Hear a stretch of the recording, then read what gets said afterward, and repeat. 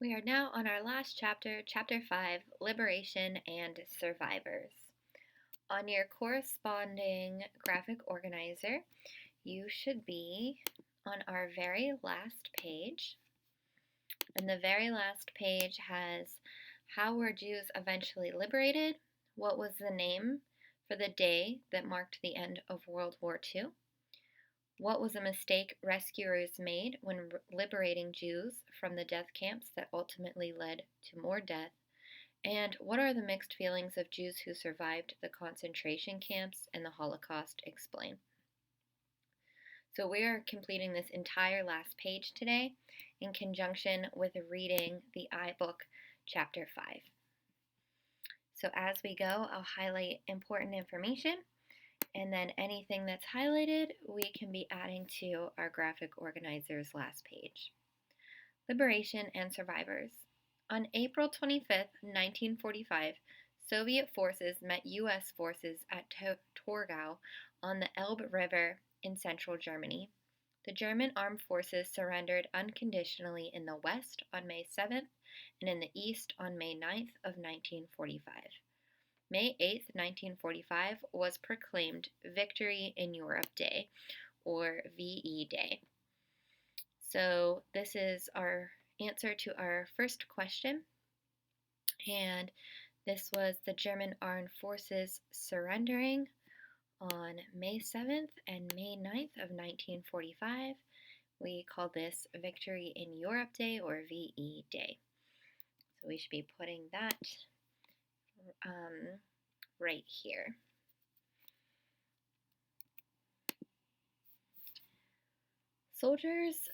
Soviet soldiers were the first to liberate concentration camp prisoners in the final stages of the war.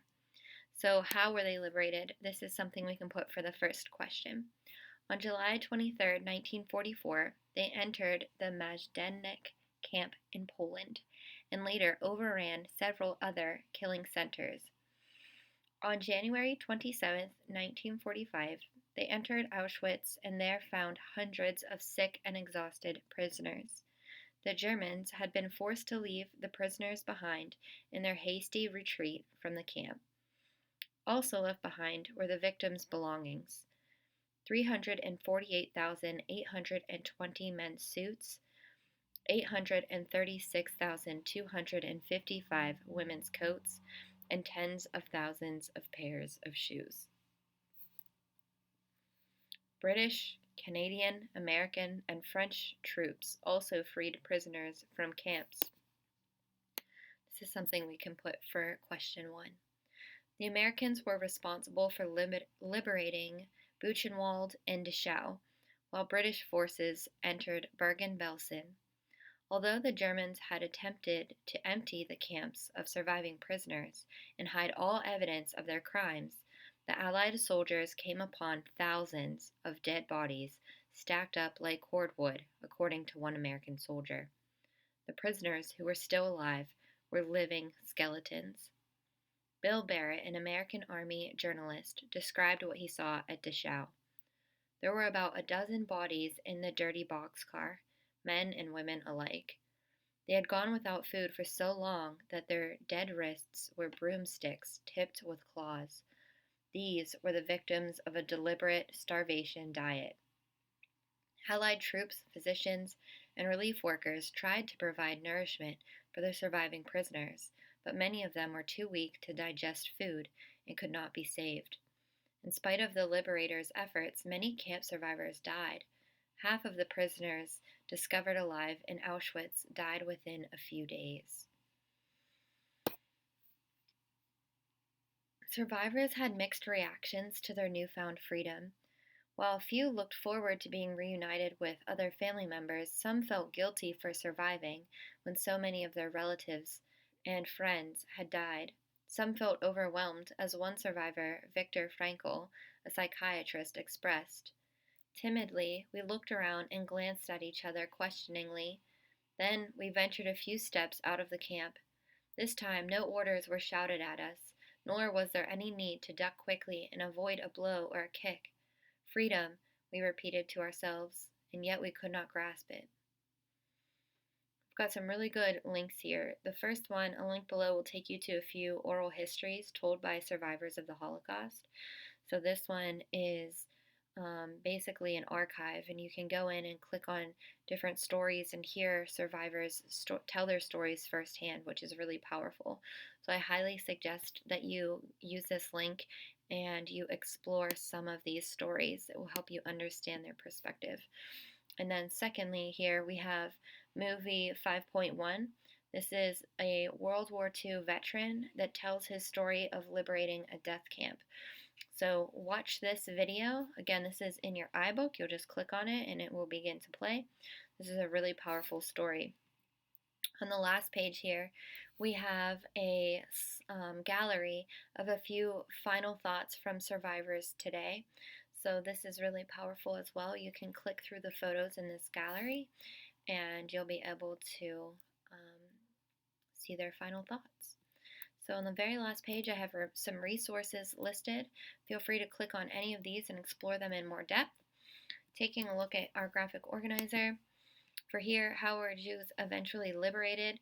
We should be putting some of the content of the different troops and where they came from. So we have Soviet soldiers that are the first to liberate concentration camps in the final stages of the war. And then we have the British, Canadian, American, and French troops also freeing prisoners from camps. In terms of the next question, what was the name for the day that marked the end of World War II? That one is right here, Victory in Europe Day, or VE Day. So again, you can just copy this straight from the iBook. The next one, what was a mistake rescuers made when liberating Jews from death camps that ultimately led to more death? You're going to find the answer to that question in this video right here. So you must watch this video. So you're going to click on this in your iBook and it will become very apparent what the answer to that question is when watching that. And then the last question about mixed feelings of survivors. You can start by taking a look here, right? We have some that are we're looking forward to being reunited with other family members. We have guilt being a huge feeling that's overwhelming for a lot of them. Overwhelmed. And also, when we get into these, we're going to have a lot of feelings that are expressed by multiple survivors. And then ultimately here too, if you listen to some of these stories being told by survivors of their firsthand accounts, there's a lot of emotion in that as well. So your goal today is to explore all of these links, to listen to some stories told by Holocaust survivors, to watch the video on the World War II vet telling his story of liberating a death camp, and to completely fill in this very last page. Once you're done filling in this last page, we're now done with the history section of the graphic organizer. We're not done with the assignment. So the next steps will be to have a gallery or a station day where you will be exploring modern day parallels to some of these pieces of history. So once you're done all the way through page 5 today with the historic content, you're going to be saving it, and then we will finish this up with our station work.